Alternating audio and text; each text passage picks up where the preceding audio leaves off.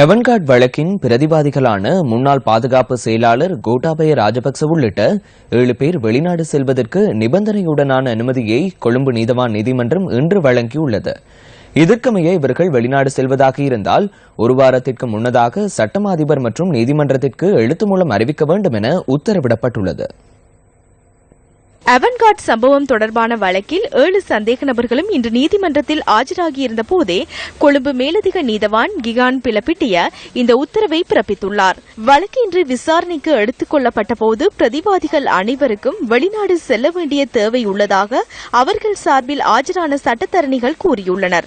நீதிமன்றத்தின் விருப்பத்திற்கு ஏற்ப இந்த விடயத்தில் தீர்மானம் மேற்கொள்ள முடியும் என இதன்போது அரசு தரப்பு சட்டத்தரணி கூறியுள்ளார். அவன்கார்ட் நிறுவனம் சட்டவிரோதமாக மிதக்கும் ஆயுத களஞ்சிய சாலை ஒன்றை நடத்தி செல்வதற்கு சந்தர்ப்பம் அளித்து அதற்கு உடந்தையாக செயற்பட்டதால் அரசாங்கத்திற்கு 11.4 பில்லியன் ரூபாய் நட்டம் ஏற்பட்டுள்ளதாக தெரிவித்து லஞ்ச ஊழல் ஒழிப்பு ஆணைக்குழு இந்த வழக்கை தாக்கல் செய்துள்ளது.